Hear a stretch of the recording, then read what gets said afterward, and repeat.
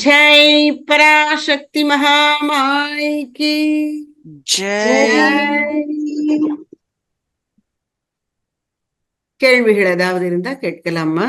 கேள்வி கேட்கிறவங்க உங்களுடைய இதை அன்மியூட் பண்ணிக்கும் பொழுதே வீடியோவையும் ஆன் பண்ணினீங்க, நான் உங்களை பார்ப்பேன்.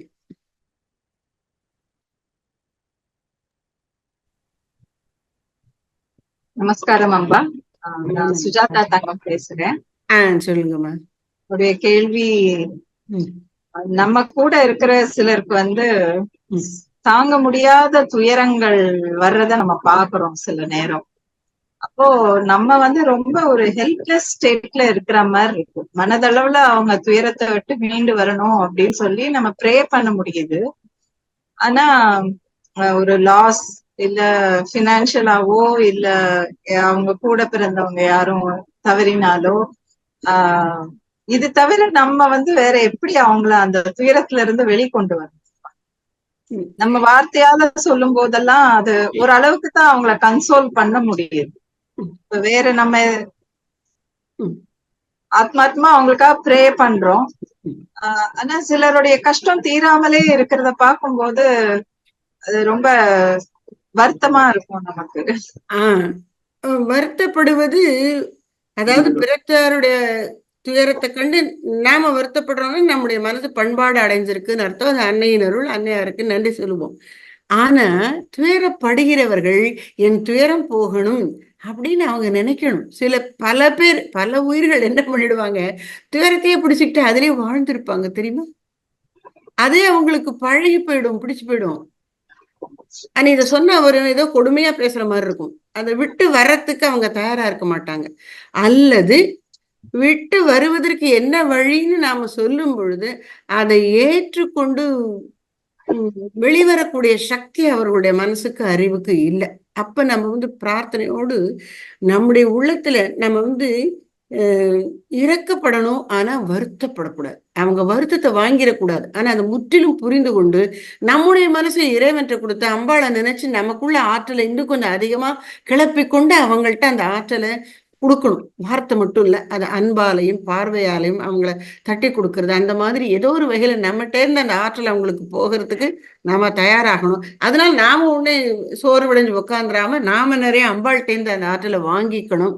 இந்த மாதிரி அது it should be a transfer of power. அப்படி நாம இருக்கும்படி நமக்குள்ள நாம பயிற்சி பண்ணிக்கணும், பழகிக்கணும். இதுக்கு நாமல் பிரார்த்தனை, இப்ப இவர் சொன்ன மாதிரி நம்முடைய மனசை அம்பாளுடைய கருவியை ஆக்கி கொள்ள இது சாத்தியமா. எவ்வளவு தூரம் ஆக்கி கொள்கிறோமோ அவ்வளவு தூரத்துக்கு இது சாத்தியமாகும். ஆனா அவங்க அதுக்கு ஒத்துழைப்பு கொடுக்கணுங்கிறதும் இருக்கு. அதை ஏற்றுக்கொண்டு அதோட அருமை தெரிஞ்சாதான் அவங்க அதை பயன்படுத்தி மாற்றுவாங்க. ஆனாலும் இனிஷியலா நாம அவங்களுக்கு வார்த்தையில கொடுக்குற ஆறுதல் மட்டுமல்லாமல் அந்த துயரத்தையே நீக்கக்கூடிய அளவுக்கு நம்முடைய அருளை தர முடியும். அது மகான்கள்ட்ட ரொம்ப உச்சத்துல இருக்கும். நாம அவர்களை நினைச்சு நம்மளை சரி பண்ணிக்கும் போது நமக்கு அது வரும். 2 உதாரணங்கள் அதை நான் இங்க குறிப்பிட்டேன்னா எங்க குறிப்பிட்டேன்னு தெரியல. ஒரு முறை அன்னை சாரதா தேவியாரை பார்க்கறதுக்கு ஒரு பெண்மணி வருகிறாள். அவளுடைய மகள் நல்ல வளர்ந்த பொண்ணு, ரொம்ப சின்ன குழந்தை கூட இல்லை. அவ இறந்து போயிட்டான். அந்த அம்மாக்கு அந்த துக்கம் தாழல. அம்மாட்ட விஷயத்த சொல்லி அழ ஆரம்பிச்சிட்டான். அப்ப வீட்டு திண்ணையில அன்னையார் உட்காந்துருக்காங்க. அவ அன்னையார கட்டி பிடிச்சிட்டு அழ ஆரம்பிச்சிட்டான். அன்னையாரும் அவளை கட்டிட்டு அவ்வளோன்னு அழறாங்க. யார்? அன்னையார். அன்னையார் ஒரு பக்கம் அழறாங்க, இவ்வளவு அழற. பாக்குறவங்களுக்கு என்ன நடந்ததுன்னே புரியல. ரொம்ப நேரம் அழுதுட்டு இருக்காங்க. அப்புறம் அந்த அம்மா அப்படியே சமாதானம் ஆயிட்டா. கொஞ்சம் கொஞ்சமா அப்படியே ஊஞ்சுது. இப்ப யாருக்கு என்ன நடந்தது, யாருக்கு இழப்பு, அன்னையாருக்கா அவளுக்கா அப்படிங்கிற அளவுக்கு அன்னையார் அவளோட அத எம்பத்தின்னு சொல்றோம் இல்லையா, அப்படி பங்கு கொண்டு வாங்கி இறக்கி விட்டுட்டாங்க. அவங்க கவலைப்பட்டுட்டே இருக்கல, ஆனா அதை வாங்கினாங்க. அந்த வேதனையை அனுபவிச்சாங்க. அவளுடைய வேதனை எனக்கு புரியுதுங்கிற மாதிரி அதை அனுபவிச்சாங்க, இறக்கி விட்டாங்க. ராமகிருஷ்ண பரமசர் வாழ்க்கையில ஒரு நிகழ்ச்சி. அங்கே இதே புத்திர சோகம் தான். ஒரு பக்தர் ஒருத்தர், அவருடைய வளர்ந்த மகன், நல்ல இளைஞன், 20-25 வயசு, அவன் இறந்து விடுகிறான். அவர் ரொம்ப அன்னைக்குதான் அந்த தகனம் எல்லாம் பண்ணிட்டு அந்த வருத்தம் தாழாம அப்படியே அப்பவே வந்துடுறார். என்னைக்கு பிள்ளைய மயானத்துல எல்லாம் முடிச்சு அந்த அந்திம கிரியைகள் முடிஞ்ச உடனே குருதேவரை பார்க்க வந்துட்டார். அவருக்கு வருத்தம் தாழல, குருதேவர்கிட்ட தான் எனக்கு ஆறுதல் கிடைக்கும்னு வரார். அப்ப குருதேவரை பார்க்கறதுக்கு மற்ற பக்தர்கள்லாம் அங்க இருக்காங்க. ஒவ்வொருத்தரும் நீ எப்படிலாம் வருத்தப்படக்கூடாது, இது வந்து இயற்கை தான், வாழ்க்கை நிலை இல்லாதது, அப்படி இப்படின்னு ஒருத்தரும் தத்துவங்களை சொல்லிட்டே இருக்காங்க. இவருக்கு அது அந்த வருத்தத்தை அது போக்கல. பேசாம இருக்கிற வருத்தத்தோட அப்படியே தொங்கின முகத்தோட இருக்கிற. எல்லாரும் பேசுற வரைக்கும் விட்டுட்டாரு குருதேவர். எல்லாரும் பேசி முடிச்சுட்டாங்க. அப்ப நினைச்சுக்கிறாங்க, என்ன குருதேவர் ஒண்ணுமே சொல்ல மாட்டேங்கிறாரு, எவ்வளவு வருத்தத்துல வந்திருக்கிறாரு, 4 வார்த்தை ஆறுதலா சொல்லக்கூடாது அப்படின்னு நினைக்கிறாங்க. எல்லாரும் பேசி முடிச்ச உடனே அவர் எழுந்தார். எழுந்து ஏதோ ஒரு மல்யுத்தம் செய்ய போகிற பயில்வான் மாதிரி இப்படி 2 தோளையும் தட்டி கொண்டு வா வா அப்படிங்கிற. யாருன்னா யமனை கூப்பிடுற, வா நான் உன்னோடு நான் மல்யுத்தம் பண்ணுகிறேன், நீ என்ன செய்து விடா என்று பார்க்கிறேன் அப்படின்னு பொருள்படக்கூடிய ஒரு பாடலை பாடிக்கொண்டு பாடும்போதே ஒரு மல்யுத்த வீரன் போல ஒரு பாவனையோட வரார். எதுக்கு அந்த பிள்ளைய பறிகொடுத்த பக்தர் இருக்காரு, அவரை பிடிச்சுக்கிற, அவர் தோலை பிடிச்சிட்டு அவரை பாடிட்டே இருக்கிறார். அவர் கை படுறதா இவருடைய அந்த பாடல், அந்த பாவம் எல்லாம் அப்படியே இவருடைய துயரம் எங்க போச்சுன்னே தெரியாத அளவுக்கு அவர் மனசுல ஒரு அமைதியை கொண்டு வந்தது. அப்படி இது வந்து எத்தனை சொன்னாலும் வார்த்தைகள்னால மட்டும் நம்ம துக்கத்தை, இவ்வளவு பெரிய துக்கம் ஒரு பிள்ளைய பறி கொடுக்கறது அப்படி இருக்கணுங்கிறது இல்லை. ஒவ்வொருத்தருடைய துக்கமும் ஒவ்வொரு காரணத்துக்கு அமைஞ்சிருக்கும். எதுவா இருந்தாலும் அந்த துக்கத்தை இறக்கி வைக்கிற நாக்கு நம்மளுக்கு பராசக்தி தான் சொல்லிக் கொடுக்கணும். அவள்கிட்ட அதை கற்றுக்கொண்டு அந்த தாய்மை உணர்வோடு நம்ம அணுகும்போது நம்மால அது முடியும்னு நினைக்கிறேன். அப்படி முடியலன்னா அதுக்கும் நம்ம வருத்தப்பட வேண்டியது, முடியும், முடியாம இருக்காது. பிரார்த்தனை பண்ணி அந்த தாய்மையை உள்ளத்துக்குள்ள வரவழைத்துக் கொள்ளும்போது தன்னால் அது வந்துடும். அதனால அப்படி பண்ணும்போது முடியும் என்பது என்னுடைய கருத்தா இருக்குமா. நன்றி அம்பா. எனக்கு வந்து இப்போ நீங்க முதல் பாடலா நடத்துனீங்க இல்லையா, பாரதியார் பாடல், ஓயுழன் அஞ்சும் சிறுமனமே பேயாய் உழலும் சிறுமனமே, பேயாய் உழலும் சிறுமனமே, அந்த பாட்டு வந்து சில நேரம் ரொம்ப அதுல இருக்கிற சாரத்தை எடுத்து நான் சொல்ல ட்ரை பண்ணுவேன். நீ அதே நினைச்சு கவலைப்படாத, ஏன்னா சில நேரம் வந்து நல்லவங்கதான் ரொம்ப சோதனைக்கு ஆளாற மாதிரி இருக்கு. அப்போ சரி, அவங்களுக்கு ஏதோ ஒரு ரூபத்துல ஒரு சின்ன ஆறுதல் நம்ம தர முடியுமா அப்படின்ற பட்சத்துல அந்த பாடல் ரொம்ப ரொம்ப ரொம்ப ஹெல்ப்ஃபுல்லா இருக்கு. ஒவ்வொரு வரியும் ரொம்ப ஹெல்ப்ஃபுல்லா இருக்கு. அப்படித்தான் படிக்கணும் பாரதியாருடைய பாடல்களை. நேரடியான இது வந்து ஒரு டெஸ்ட் எழுத போறது இல்லை. நம்ம பாரதியார் பாடல்ல யாரும் நமக்கு டெஸ்ட் வைக்க போறது இல்லை. வாழ்க்கையை தான் கடந்தோறும் டெஸ்ட் வச்சுட்டு இருக்கு. அதுல இதெல்லாம் நம்ம படிச்சுக்கிட்டோம்னா அந்த டெஸ்ட்ல ஜெயிக்கலாம். அந்த மாதிரி படிக்கணும். தேங்க்யூ அம்மா. வேற யாருக்காவது ஏதாவது கேள்வி இருக்கா? நமஸ்காரம் அம்பா. நமஸ்காரம். நமஸ்காரம். அதாவது நாங்கெல்லாம் வந்து உண்மையிலே கடவுளோட குழந்தைகள் எல்லாரும் நான் இப்ப ரொம்ப உணர ஆரம்பிச்சிட்டேன்பா. அந்த கடவுளோட குழந்தைகளுக்கு கடவுளோட குழந்தையான நீங்க வழிகாட்டுறதுக்கு எங்களுக்கு அமைஞ்சது ரொம்ப உண்மைக்கு. மாமா மிஸ் போன தடவை என்ன சொன்னாங்கன்னா, ஏதாவது ஒரு நாமம் இந்த மாதிரி சொன்னீங்கன்னா நல்லா இருக்கும்னு கேட்டாங்க. அதாவது பாரதியார் பாடல்கள் இப்படி சில பாடல்கள் நான் விரும்புற உங்களுக்கு எல்லாம் அறிமுகப்படுத்தணும் அப்படின்னு நினைக்கக்கூடிய பாடல்கள். ஏன்னா இதெல்லாம் எல்லாரும் ரொம்ப சொல்லாத பாடல்கள். சில இது ரொம்ப ஃபேமஸ், சிலர் தெரியாது. இப்படி பாட்டு இதுக்கு முன்னாடி கேள்விப்பட்டிருக்கீங்களா, இப்படி ஆத்ம சமர்ப்பணம்னு பாடியிருக்காரு. அந்த மாதிரி சில பாடல்கள் எல்லாம் கொஞ்சம் அறிமுகப்படுத்துற மாதிரி சொல்லிட்டு பாரதியாரை பத்தி, அதாவது பாடல் விளக்கமா இல்லாம ஒரு பேசணும்னு தோணுது. அப்படி எல்லாம் பண்ணணும் அப்படின்னா கூட எண்ணம் வருது. அந்தந்த நேரம் எப்படி வருதோ அந்த மாதிரி நம்ம செய்து கொள்ளலாம். லலிதா சஹஸ்ரம் வேணும்னாலும் எல்லாரும் விரும்பினாலும் அதையும் சொல்லலாம், ஒண்ணும் தப்பு இல்லை. ஆனா கொஞ்சம் பாரதியார் பாடல்கள் எளிமையாவும் ஆனா ஆழ்ந்துதான் இருக்குங்கிறதுனால அதை முதல்ல நம்ம பார்த்துப்போமா அப்படின்னு நினைக்கிறேன். சரிங்கப்பா. ஏன்னா நாங்க வந்து வாழ்க்கையில வரக்கூடிய எல்லா துன்பங்களையும் எளிதா கடந்து வரோம் அப்படின்னா உங்களுடைய அந்த ஒவ்வொரு விளக்கம் சொல்லுவீங்க. ஒரு சின்ன லைனா இருந்தா கூட அதுக்கு நீங்க கொடுக்கக்கூடிய விளக்கம் எங்களோட மனசுல ஆழமா பதிஞ்சு எந்த ஒரு கஷ்டமான சூழ்நிலையும் சந்தோஷமா சிரிச்சுக்கிட்டே ஏத்துக்கக்கூடிய ஒரு பக்குவத்துக்கு வந்திருக்கோம்பா. கண்டிப்பாம்பா. அது நீங்க இப்ப பாரதியார் கவிதைகளை நம்ம மனசுலயே நீங்க சொல்ற அர்ப்பணம் பண்றதுக்கு ஜஸ்ட் கடவுளோட நாமத்தை சொல்லுங்க, அதுவே போதும் அப்படிங்கிறப்போ அதனால எனக்கு வந்து இந்த நாமாவளி வந்து ரொம்ப பிடிக்கிறது. அதுதான் மெயினா.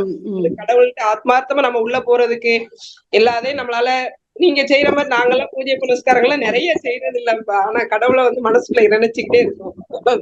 இல்ல அதாவது அந்த எண்ணமே வேண்டாம். உங்களை மாதிரி எங்களுக்கு முடியாது, அந்த எண்ணமே வேண்டாம். அதாவது நம்ம எல்லாருக்குமே கடவுள் தாமா முதல் உறவு, கடைசி உறவு. உலக உறவுகளா நடுவுல வந்து போறது. அவர் தான் ஆரம்பத்துல, அவர் தான் கடைசியில. எல்லாருக்கும், எங்களுக்கு மட்டும் இல்ல, சன்னியாசிக்கு மட்டும் இல்ல, எல்லாருக்கும். நம்ம எல்லாரும் அம்பாளுடைய குழந்தைகள். அதனால நம்ம தைரியமா அம்பாளை மனசுக்குள்ள அம்பாளை நினைக்க நினைக்க நமக்கு அது கிடைக்கும். அம்பா, நான் சொல்றது என்னன்னா, அம்பா நமஸ்காரம் பண்ணாலே போதும்னு நினைக்கிறேன். குரு நமஸ்காரமே போதும்னு நினைக்கிறேன். என்ன குரு அம்பா இருக்கும்போது எதுக்கு கவலைப்படணும்? அது உங்களுடைய ஸ்ரத்தை, உங்களுடைய ஸ்ரத்தை எதுவோ அதுவே அவனும் அப்படின்னு பகவத்கீதையிலே சொல்லியிருக்கு. ஒருத்தன் மனுஷன் வந்து அவன் யாரு, எப்படி இருக்கான், எவ்வளவு தூரத்துக்கு அவனுடைய அச்சீவ்மெண்ட்ஸ் போகுது அப்படின்னா அவனுடைய ஸ்ரத்தையை வச்சுதான் அதை அளக்கணுமா. ஒருத்தருடைய திறமை, உயர்வு, சிறப்பு, பண்பு, தன்மை அறியணும்னா அவனுடைய ஸ்ரத்தை எவ்வளவுன்னு பார்க்கணுமா. அது மாதிரி உங்களுடைய ஸ்ரத்தை, உங்க ஸ்ரத்தை உங்களை நிச்சயமா உயர்த்தும். அப்படியே போகலாம். ஆனால் நாம எல்லாரும் கடைசியில போக போறது அங்கதான். உண்மையில ஒவ்வொரு அதிகாரிங்க வந்தா கூட அது ஒரு மத்த ஆசிரியர்கள இருந்து ஒரு தனித்தன்மையா கண்டிப்பா தெரியும். அவங்க பாராட்டிட்டே போவாங்க ஒவ்வொரு இடத்துலயும். அது கேட்டாங்க ஒரு தடவை சாரதா காலேஜ்னு சொல்றப்ப, அப்படியா அப்படின்ட்டு அவ்வளவு பெருமையா காலேஜ் பத்தி நம்மளுடைய எல்லா இது அந்த வாழ்க்கை முறை எல்லாமே சொன்னாரு. ரொம்ப சந்தோஷமா எல்லாருக்குள்ளேயும் அன்பு, அறிவு, ஆற்றலா இறைவன் இருக்கிறார்.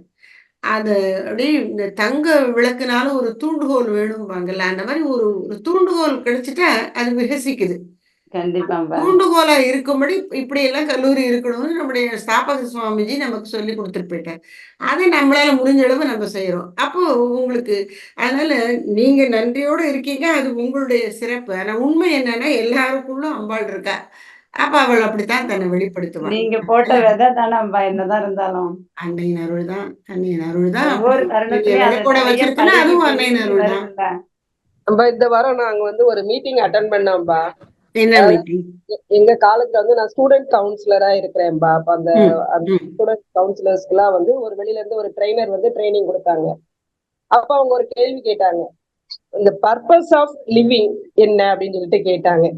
கேட்டப்போ என்ன லிவிங், ஒவ்வொருத்தரும் ஒவ்வொரு காரணம் சொன்னாங்க. கடைசியா அவர் என்ன காரணம் சொன்னாருன்னா, டு டை அப்படிங்கிற மாதிரிதான், டெட்டு தான் வந்து நம்மளோட பர்பஸ் அப்படின்னு சொல்லி சொன்னாரு.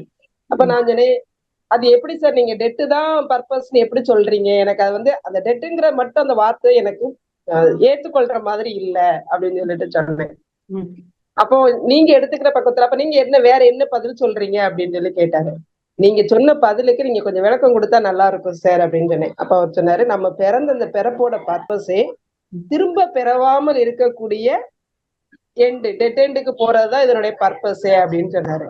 நான் எனக்கு இப்ப புரிஞ்சு நான் அக்செப்ட் பண்றேன். ஏன்னா நம்ம பிறப்போட முன்னே தேவனை போய் நம்ம சேரணும் அப்படிங்கறதுதான் மறுபிறவி இல்லாம அடுத்த ரீசைக்கிள் இல்லாம போறது அப்படின்னு சொல்லி திருப்பி ஒரு விலைக்கு சொன்னாருப்பா. உண்மைக்குமே அந்த இதெல்லாம் கேட்கும்போது இதெல்லாம் நம்ம புரிஞ்சுக்கிறதுக்கு உள்வாங்கிறதுக்கு எல்லாம் வந்து நம்மளுக்கு தூண்டுகோலா இருந்தது. நம்ம ஸ்தாபனத்துல படிச்சது, உங்களுடைய விளக்கங்களை நாங்க டெய்லி கேட்டது, தினசரி தியானத்துக்கு நீங்க டெய்லி அதை கொடுக்கக்கூடிய அந்த விளக்கம் எல்லாமே எங்களுக்கு வந்து மைண்ட்ல ரொம்ப ஸ்டோர் ஆயிட்டோம் தான். அதனாலதான் அவங்க மேடம் முன்னாடி பேசின அந்த டீச்சர் சொன்ன மாதிரிதான், நாங்க எங்க போனாலும் எங்களுடைய வே ஆஃப் அப்ரோச் வந்து டிஃப்ரெண்ட் ஃப்ரம் அதர்ஸ். மற்றவங்களோட கம்பேர் பண்ணும்போது ஒரு விஷயத்த நாங்க எடுத்துக்கூட விதம், அதை கையாளுற விதம் கண்டிப்பா டிஃப்ரெண்டா இருக்கும். அப்ப அவங்க ரியலைஸ் பண்ணிட்டு நீங்க எங்க படிச்சீங்க அப்படின்ற கேள்வி அவங்களாவே கேட்டுருவாங்க. எனக்கு இதை கேட்கறதுக்கு சந்தோஷமா இருக்குமா.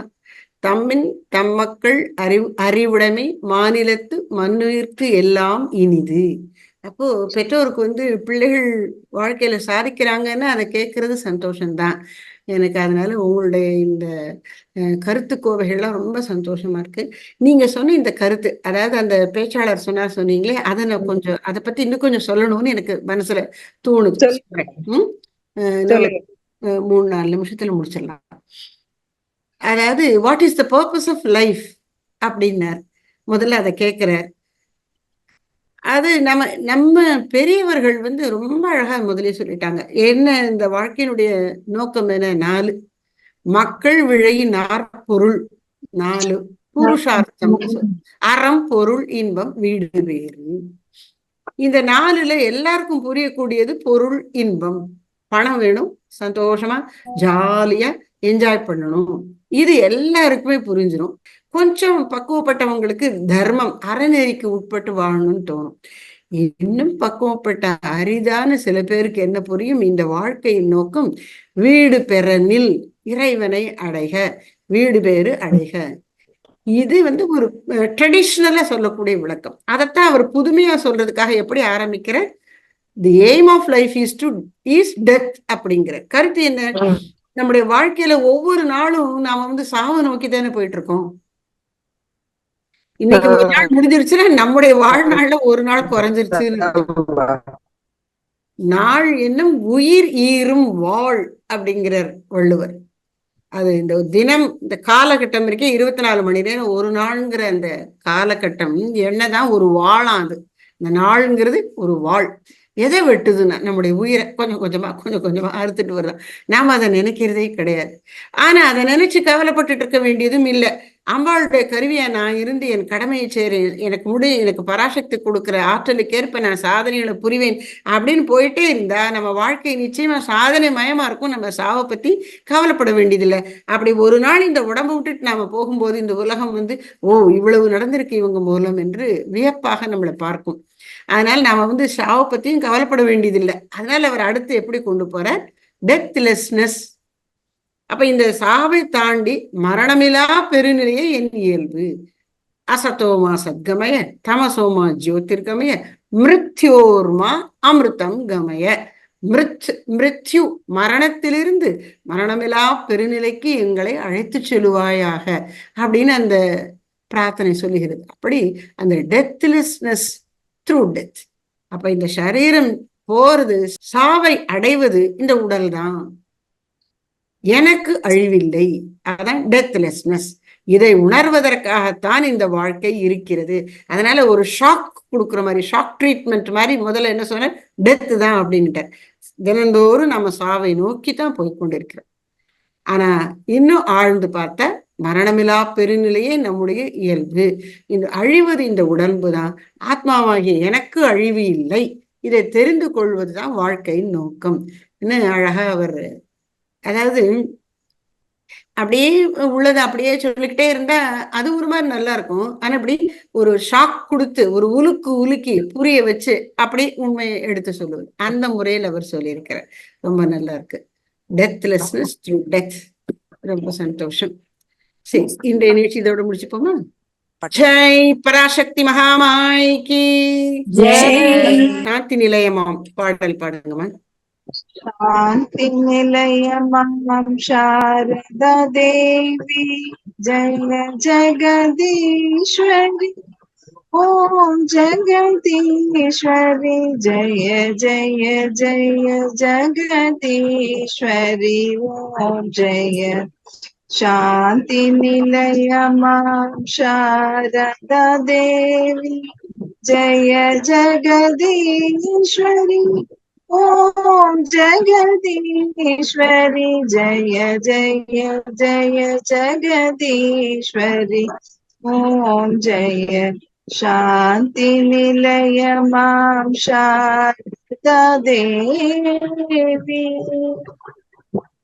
जय श्री शारदा महामाई की जय।